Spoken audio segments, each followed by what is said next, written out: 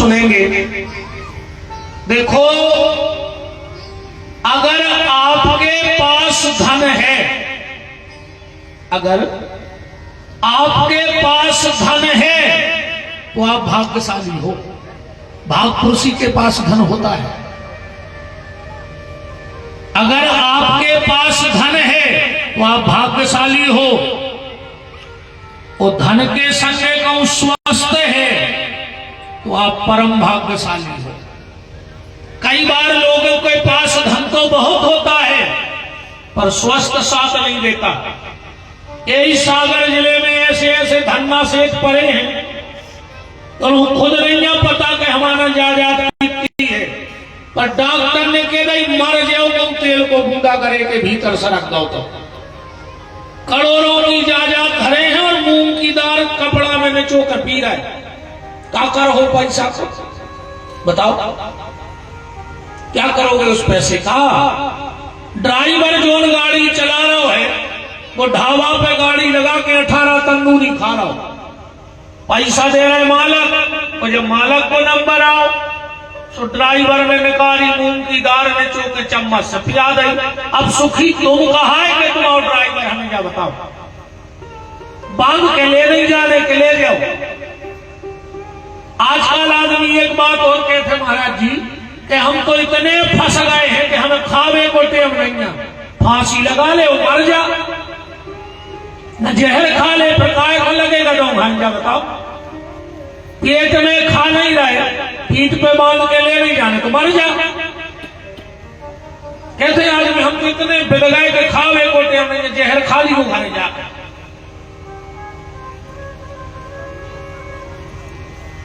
अगर आपके पास पैसा है तो आप भाग्यशाली हो, अगर स्वस्थ है तो आप सौभाग्यशाली हो। और पैसा और स्वस्थ के साथ अगर संतों का सत्संग है तो आप महाभाग्यशाली हो। फिर आपसे बड़ा भाग्यशाली इस जीवन में दूसरा पैदा नहीं हुआ है। और यही साथ हमें जाना है, बाकी कुछ नहीं जाना। झूठे अभिमान में मत रहो। आदमी की औकात पता है क्या है? हम बता रहे क्या है औकात। एक माचिस की तिल्ली, एक माचिस की तिल्ली, एक लोटा घी, लकड़ियों के ढेर पे कुछ देर में राख, बस इतनी सी है आदमी की औकात। बताओ इससे ज्यादा क्या है? एक माचिस की तिल्ली, एक लोटा घी, लकड़ियों के ढेर पर कुछ देर में राख, बस इतनी सी है आदमी की औकात। जब मरोगे कुछ जबरदस्ती रोएंगे, कुछ जबरदस्त रोएंगे, कुछ जबरदस्ती रोए। बेटा बड़ी तस्वीर बनवाएगा, मोटा फ्रेम लगवाएगा, रोज गुलाब की माला चढ़ाएगा, मेहंदी सी अगरबत्ती जलाएगा, पेपर में भावपूर्ण श्रद्धांजलि का इश्तिहार भी निकलवाएगा। और कुछ दिन बाद कौन करेगा उस फोटो के जाले साफ? बस इतनी सी है आदमी की औकात। पूरी जिंदगी करते रहे धन धन धन, और एक दिन घर के लिखवा दे फलानी तारीखों निधन। पूरी जिंदगी धन धन के चक्कर में एक दिन निधन हो जाएगा और जिंदगी का खेल खत्म। आपके यहां भागवत होना सौभाग्य, आपका आ जाना परम सौभाग्य, और आज आकर ऐसे दिव्य संतों का दर्शन हो जाना ये महासौभाग्य है हमारे और आपके लिए। ये हमारे आपके लिए सौभाग्य है। मैंने अभी कहा था कि मुद मंगलमय संत समाजू, जो जग जंगम तीरथ राजू, संत दरस जिमि पातक तरई, तो भगवान के आने के पहले पूज्य महाराज जी का पावन पदार्पण हुआ। ये हम सबके लिए बड़े भाग्य और सौभाग्य की बात है। मैं चरणों में सादर नमन दंडवत प्रणाम करता हूं और यह दास चरणों में विनम्र निवेदन करता है कि दो शब्द आशीर्वाद स्वरूप इन सब भक्तों के कान में पड़ जाए। देखो, कथा तो हम भी सुना रहे, पर अंतर है। हम तुम्हें बात बता रहे जो कागज में लिखी है, जो हमने पढ़ी है, और महाराज जी बाबतें हैं जो इनने देखी है। अंतर है तुम्हें। हम कबीरदास जी ने लिखा है, मैं कहता कागज की लेखी और संत कहे आथन की देखी। एक और अंतर होता है। एक बार भजन चल रहा था मीरा जी का, तो वहां एक बड़े कोई बैठे थे विशेषज्ञ संगीत के। मीरा ने पद गाया तो वो उठ के खड़े हो गए, बोले मीरा तुम राग से चूक गई, तुम्हारा भजन राग में नहीं है। मीरा ने कहा, मैंने कब कहा कि मैं राग में गाती हूं? बोले क्यों? बोले अगर मैं राग में गाऊंगी तो दुनिया रीझेगी, और अगर अनुराग में गाऊंगी तो दुनिया बनाने वाला रीझ जाएगा। भगवान राग में नहीं, भगवान अनुराग में रीझने वाला है। हम लोग रागी हो सकते हैं पर अनुरागी नहीं बन पा रहे हैं अभी। तो बात राग की नहीं, अनुराग की होनी चाहिए, बात प्रेम की होनी चाहिए। और प्रेम ऐसा, आजकल प्रेम तो खत्म ही होगा, अब तो प्यार चल रहा हो। जहां देखो कहीं प्यार, टीवी पे भी जब प्यार किया तो डरना क्या, मार जाओ जमान करने होंगे। ये मैंने रखियो कि जब प्यार किया तो डरना क्या, मार जाओ जमानत में उज्जे। पूरे घर के फेरे ऐसी गर्मी में कचहरी पे। प्यार में और प्रेम में इतना अंतर है कि प्यार में कटार चलती है और खून की धार बहती है, उसका नाम है प्यार। जय जना प्यार चलो सो चलो, और नहीं चलो सो निकारी कटार घोंपी, जो है प्यार। और प्रेम, प्यार में कटार चलेगी, आंखों में खून की धार बहेगी, और प्रेम में हाथों में तुलसी की माला चलेगी और आंखों में आंसू की धार बहेगी। समझ लेना, उसका नाम है प्रेम। प्रेम प्रेम सबको कहे पर प्रेम न जाने कोई, और जा मार्ग मालक मिले प्रेम कहावे सोई। और वो मार्ग संसारी को पता नहीं है, वो मार्ग ऐसे संतों को पता है। उस मार्ग का रास्ता हम पूछते हैं। आप वहीं से हाथ जोड़ करके पूज्य महाराज श्री के श्री चरणों में दंडवत प्रणाम निवेदित करें। मैं भी निवेदन करता हूं कि दो शब्द आशीर्वाद स्वरूप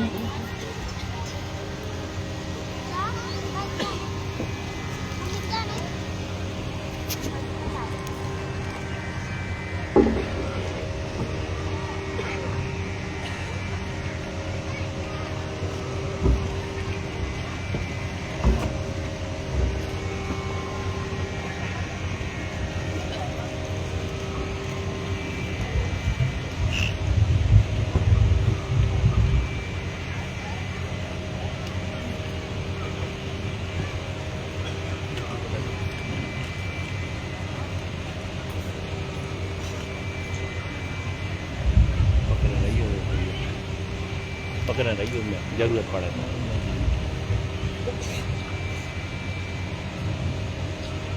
बोल सीताराम नाम भगवान की।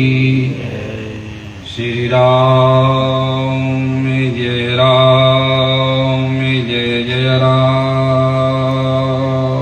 श्री राम जय राम जय जय राम। श्री राम जय राम जय जय राम। श्री राम जय जय राम। श्री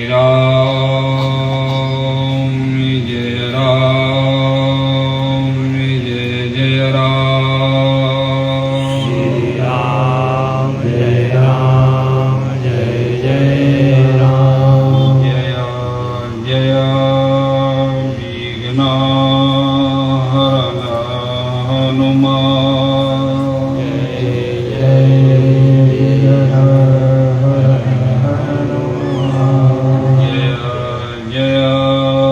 विघ्न हरण हनुमान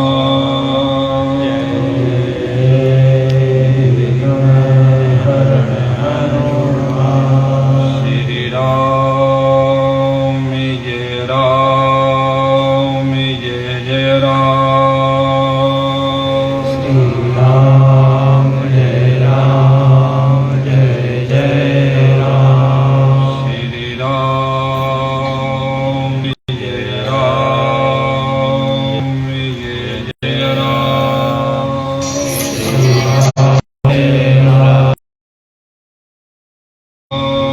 जय जय राम श्री राम जय जय राम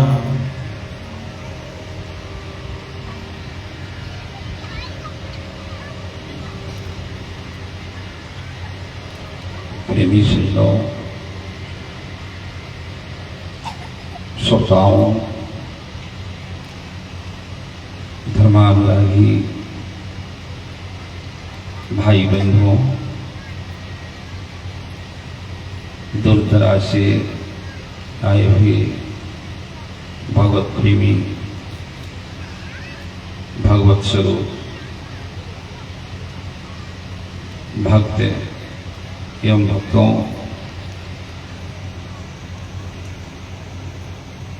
व्यास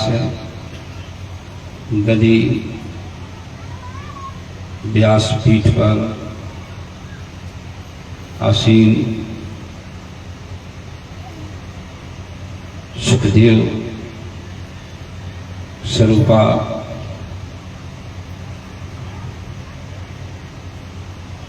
ज्ञाननिष्ठ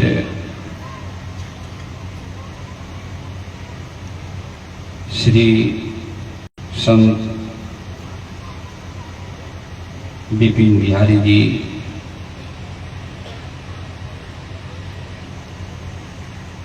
श्रीमद् भगवत पाठी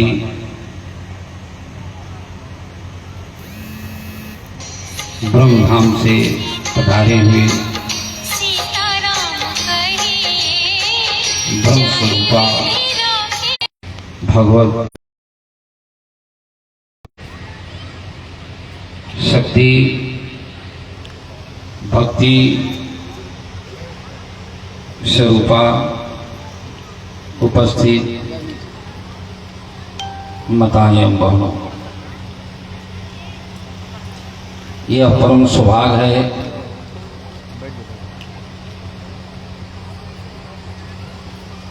इस पावन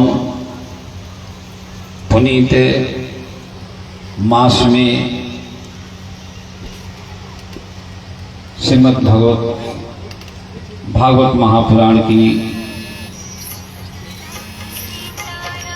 तथा बीतरागी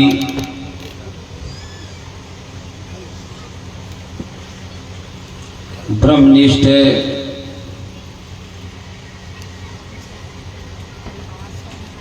जनक स्वरूपा जो संतों के उपदेशित करते हुए गृहस्थ आश्रम में रह करके महाशक्ति आदि शक्ति जगत जननी मां सीता को प्राप्त किया। मां सीता के माध्यम से नारायण भगवान ब्रह्म राम के स्वरूप में जो संसार को दर्शन कराया, जिसका स्वरूप मंचासीन आप लोग गृहस्थ और विरक्त स्वरूपा जनक के रूप में आप लोग विपिन बिहारी जी को मुखार बिंदों से यह भगवान की कथा भगवान के स्वरूप में आप लोग श्रवण कर रहे हैं। थोड़ी सी शब्दों में मैं आप लोगों को कुछ भगवत महिमा की महात्म में आप लोगों को संबोधित करूं।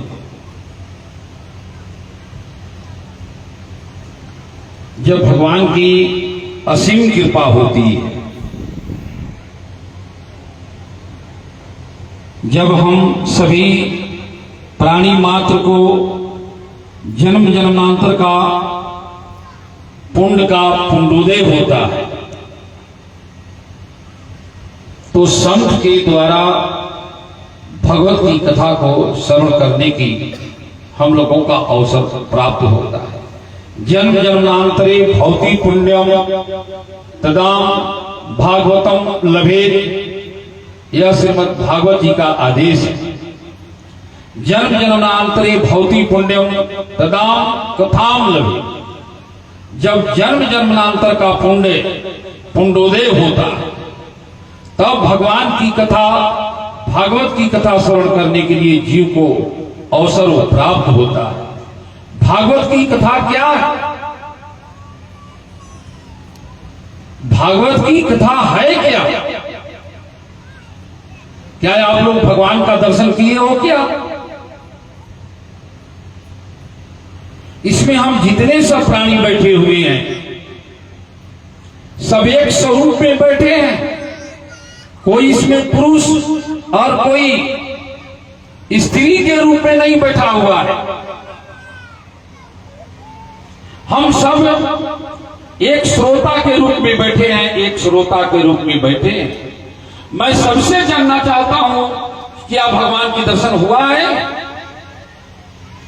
क्या भगवान को दर्शन किए हो आप लोग? आज भगवान की दर्शन करना पड़ेगा।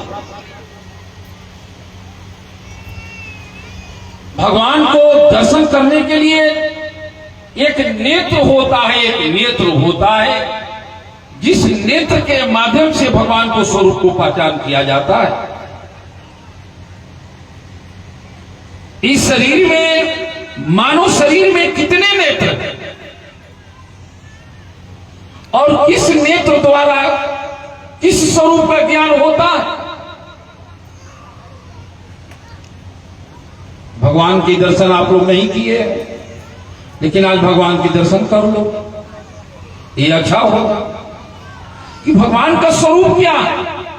आप लोग भागवत की कथा श्रवण करने के लिए आए हो श्रोता का, और हमारे मनचाया सिंह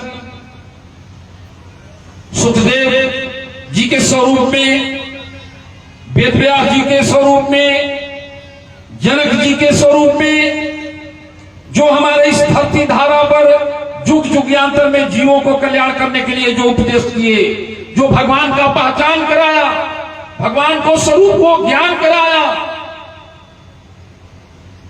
आज उस स्वरूप में आपके मंच पर आसीन हमारे संत विपिन बिहारी जी बैठे हुए हैं और सभी श्रोता बैठे हुए हैं। श्रोता और वक्ता में कोई भेद नहीं। जो श्रोता है कोई वक्ता है। श्रोता वक्ता ज्ञान निधि, ये में श्रोता और वक्ता में कोई भेद नहीं है, सब एक समान है। जो श्रोता की गति होती है वही वक्ता की गति होती है।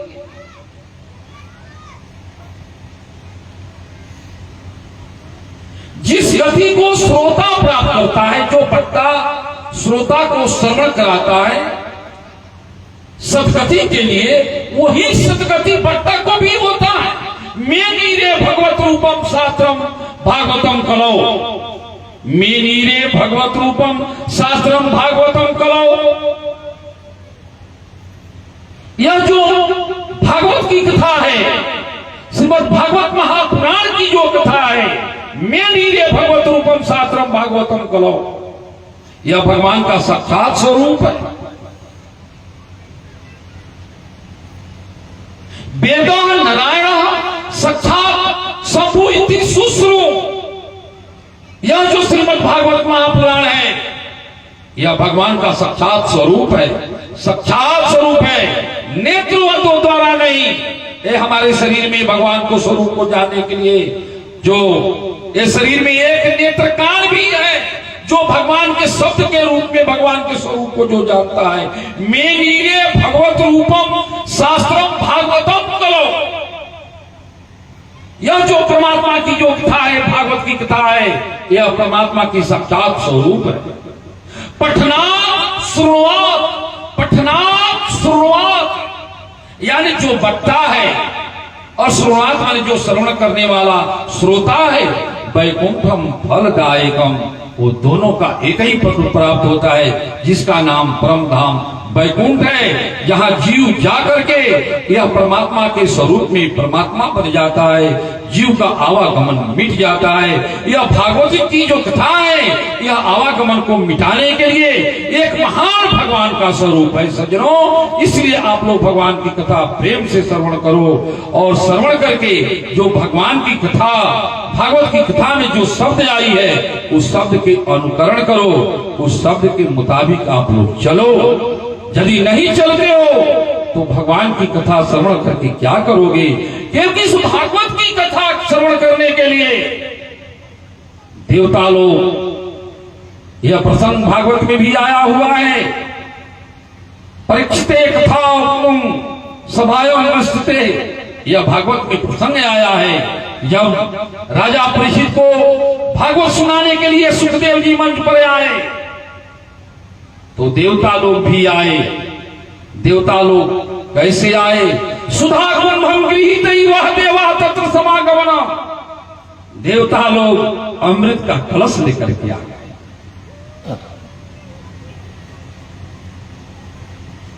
यह भागवत की कथा हम मृत्यु के भय से न श्रवण करें। मृत्यु तो जीव को होता ही नहीं है, मृत्यु तो शरीर की होती है। जीव की मृत्यु नहीं होती है, ये शरीर की मृत्यु होता है। जायते म्रियते अम्रियते च जननाय च, ये जीव की मृत्यु नहीं होती है। जीव अचल है, और यह अचल को प्राप्त कर जाता है। यह शरीर उस अचल धाम को प्राप्त करने के लिए यह मानव शरीर एक साधन है। यह मानव शरीर क्या है? यह संसार के भोग को भोगने के लिए नहीं है, संसार को संपत्ति को संग्रह करने के लिए नहीं है, संसार की विभूति को संग्रह करने के लिए नहीं है। इस जीव को मानव शरीर एक बार मिलेगा, एक बार मिलता है। यह यदि हम समझें कि हमारे पूर्व की पुण्य की प्रताप से हम पूर्व जन्म में दान किए, तपस्या किए, उपदान किए, जग किए, जप किए, जिसके प्रभाव से शरीर मिला है, ऐसी बात आप लोगों को भूल हुआ है।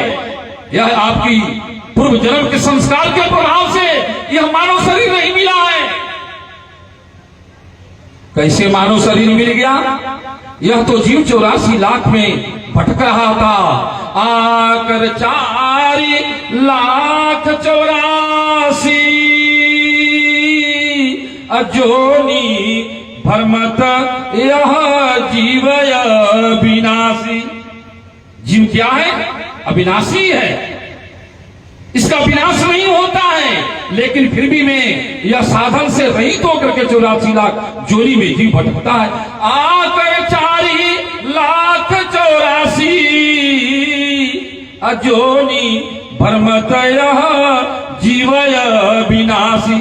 फिर हूँ सदा माया के प्रेरे अकाल कर्म स्वभाव गुण अकबहू की करी करुणा नर देही अदेत ईस बिनु हेतु सने। यह किनके कृपा से मिला? तो परमात्मा की कृपा से मिला हुआ है। बहुत से लोग कहते हैं कि हमारे ऊपर परमात्मा की कृपा ही नहीं। अरे तुम बेवकूफ क्या समझते हो कि परमात्मा की कृपा नहीं है? परमात्मा की कृपा को तो आजकल कैसे अभी आप लोगों को मन से सुखदेव के रूप में जो मन चाहे असीम, जो व्यास नदी पर असीम, जो एक विरक्ति के रूप में, संत के रूप में जो बैठे हैं, आजकल लोग कहते हैं कि भगवान की कृपा हमारे ऊपर नहीं है। अरे तुम क्या समझते हो कि तुम्हारे ऊपर भगवान की कृपा नहीं है? धन मिल गया, भगवान की कृपा हो गई। अरे धन तो सरफ में मणि है, हाथी में गजमुक्ता है, गाय में गौलोचन है। अरे सरफ को मणि मिल गया तो सड़ी सरफ क्या करेगा मणि से उसको क्या लेना देना है? आजकल भगवान की कृपा तो लोग समझते हैं कि मुझको धन मिल गया तो भगवान की कृपा हो गई। आपके भगवान की कृपा नहीं है, अब आप पर असुरों की कृपा हो गई। धन की प्राप्ति होना असुरी वृत्ति आपका प्राप्त हो गया। धन से असुरी वृत्ति होता है, ये भागवत की रचना है। भागवत में भगवान ने स्वयं स्वरूप में संबोधित किए, यथार्थम बाधरोधरम, हमारी शब्द नहीं है। धर्मार्थम अपनी नेहेत, धर्मार्थम अपनी नेहेत यथार्थम बाधरोधरम। यदि धर्मात्मा पुरुष निर्धर्मी हो जाए, धर्मार्थम अपनी नेहेत, नेहेत माने निर्धन दरिद्र, यदि धर्मात्मा पुरुष निर्धर्मी हो जाए, यथार्थम बाधरोधरम, तो धन की इच्छा न करें। अपने शरीर पोषण करने के लिए बहुत से लोग संकल्प करते हैं कि हमारे पास धन हो जाएगा तो मैं मंदिर बनाऊंगा। बहुत से लोग संकल्प करते हैं हमारे पास धन हो जाएगा तो मैं जग करूंगा, दान करूंगा, अमोद प्रमोद करूंगा। ऐसी वृत्ति मत सोचो कि हमारे पास धन होगा तो मैं दान करूंगा, मैं मंदिर बनाऊंगा, मैं भागवत की कथा कहाऊंगा, मैं अपने शरीर का भारण पोषण करूंगा। ऐसी इच्छा मत करो।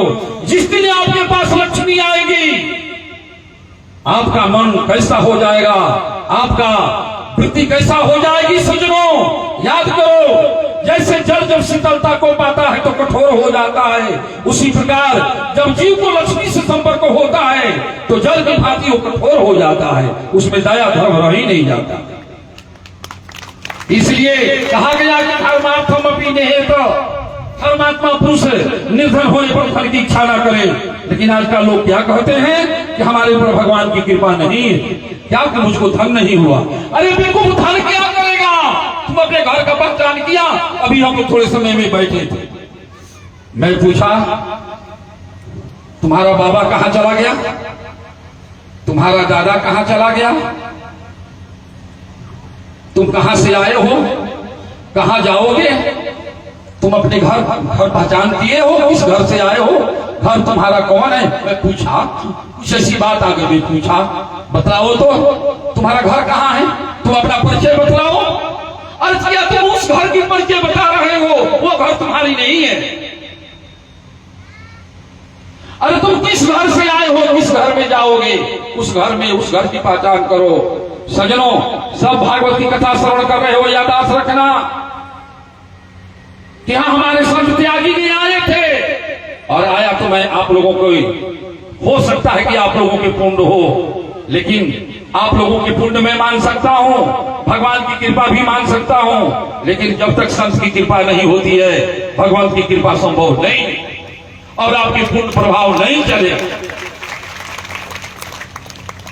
आपके पास सारी सुविधा भरा हुआ है, धरती नहीं है, बीज है, आप उस बीज को विकास नहीं कर सकते हो जब तक धरती की प्राप्ति नहीं होती है। उसी प्रकार सब कुछ रहे और संत नहीं न मिले तो संत नहीं मिल सकता। आपके विचार यही पूर्व का पुण्य मान सकते हैं, भगवान की कृपा मान सकते हैं। ये हो सकता है कि भगवान की कृपा आप लोगों के ऊपर है, आप लोगों के पूर्व का पुण्य है, लेकिन नहीं। आज हमारे विपिन बिहारी जी हमसे बार बार वचन किए कि कह दीजिए चलना है, कह दीजिए चलना है, हमको जाना है अभी 150-200 को, कह दीजिए चलना है, कह दीजिए कि नहीं, तो अब क्या करेंगे? चलो तो मुझको चलना ही है। अच्छा हो, थोड़ी सी और समय ले लो आप लोग। तो मैं क्या बोल रहा था कि यह जो मानव जो शरीर मिला है, यह आपको ये मत समझना कि मैं बहुत दान किया था, पहले मैं बहुत दान किया था, उस दान के प्रभाव से ये मानव शरीर मिला है। नहीं, ये भगवान की कृपा से, भगवान जब असीम कृपा किया, नेत्र खोल करके देखा जीव पर, तब ये मानव शरीर मिला है। ये भगवान की कृपा से मानव शरीर मिला है। निर्देह माध्यम सुलभम सुदुर्लभम, इस मानव शरीर के लिए देवता लोग भी तृष्णा करते रहते हैं। रे सजनों, जिस देवता की आप पूजा करते हो, काली माई को पूजा करते हो, ब्रह्म बाबा को पूजा करते हो, हनुमान जी को पूजा करते हो, शिव जी को पूजा करते हो, विष्णु भगवान को, अनेकों प्रकार के देवताओं को पूजा करते हो। और वो देवता क्या कहते हैं? निर्देहमाद्यम सुलभम सुदुर्लभम। ये हमारी सदरी भागवत की कथा में है। निर्देहमाद्यम सुलभम सुदुर्लभम परम सुकल्पम गुरु ग्रहणधारम मया न कुलेन निभीस्वतरितम पुमानम भवाम भीम न तरयस्यात्मा। यह मानव शरीर के लिए देवता लोग तृष्णा करते हैं कि मुझको मानव शरीर मिल जाए। अच्छा ये बताओ, आप लोग देवता की पूजा करते हो और देवता मानव शरीर को प्राप्त करने के लिए आराधना करता है कि मुझको मानव शरीर मिल जाए? ऐसा क्यों होता है? देवता मानव शरीर के लिए क्यों याचना करता है और आप लोग तो देवता की याचना करते हो और देवता मानव शरीर के लिए करता है? बड़े भाग मानुष तन पावा असुर दुर्लभ सद ग्रंथ न गावा। अब सोचा जाए कि जिस शरीर के लिए देवता आराधना करते हैं क्या खूबी है? देवता क्या करेंगे? देवता आराधना करते हैं कि मुझको मानव शरीर मिल जाए। आया मानव शरीर हम लोग को मिला हुआ है। मानव शरीर यह एकमात्र परमात्मा की प्राप्ति करने के लिए साधन मिला हुआ है। यदि शरीर से परमात्मा की प्राप्ति नहीं किया फिर दोबारा आपको मानव शरीर, लेकिन परमात्मा की प्राप्ति करने के लिए साधन कौन है? हम लोग बहुत से जोग जप तप दान उपदान इत्यादि करते रहते हैं। सज्जनों याद करना, एक शब्द मैं आप लोगों को दे देता हूं। आप लोग किसी को यजन करते रहना और भागवत की कथा को श्रवण करते रहना। आप लोग सीताराम नाम का जाप करते रहना। समय हमारे पास नहीं है कि मैं सीताराम शब्दों के मैं आप लोगों को संबोधित करूं, लेकिन सीताराम नाम का आप लोग जाप करते रहना। सुनिश्चित मैं कर देता हूं कि आप लोग इस मानव शरीर का जो पाने का लक्ष्य जीव का है वो जीव अपने लक्ष्य तक प्राप्त कर सकता है, दूसरा कोई साधन नहीं। हजारों जग तप कर लो, हजारों जग जप तप इत्यादि कर लो, जीव अपने स्वरूप को प्राप्त नहीं कर सकता है। क्योंकि जीव के साथ जन्म जन्मांतर से विषयासक्त जीव विषय में आसक्त है। विषय आसक्त जीव भगवान को धाम को कभी प्राप्त नहीं कर सकता है। लेकिन एक राम शब्द है जो जीव में जो आसक्ति है, जो जीव के अंदर जो पाप का तत्व जो छिपा हुआ है, यह राम नाम कहने से वो तत्व समाप्त हो जाएगा, जल जाएगा, भस्म हो जाएगा। जीव अपना स्वरूप में आकर के भगवान का परम धाम को प्राप्त हो जाएगा। ये भागवत में प्रसंग है। अज्ञानात अथवा ज्ञानात उत्तम श्लोक नाम उत्तम श्लोक नाम। श्लोक दो प्रकार का होता है। एक श्लोक से हम लोग जप जप तप दान करते हैं और एक उत्तम श्लोक है। एक श्लोक है और एक उत्तम श्लोक है। भागवत में आप लोग हमारे विपिन बिहारी जी आप लोगों को छठवां स्कंद जरूर सुनाएंगे और इस श्लोक को आप लोगों को जरूर संबोधित करेंगे। अज्ञानात अथवा ज्ञानात उत्तम श्लोक नाम। श्लोक दो प्रकार के, एक श्लोक के द्वारा जप जप तप दान हम सब करेंगे और एक उत्तम श्लोक होता है जिसको भगवान का नाम कहा जाता है। अज्ञानात अथवा ज्ञानात उत्तम श्लोक नाम। संततम अघम देहो दधो जथायनः। जैसे ईंधन को अग्नि से संपर्क होने पर ईंधन का स्वरूप जल करके भस्म हो जाता है, फिर वो ईंधन का स्वरूप वापस नहीं आता है, उसी प्रकार यह राम नाम जो है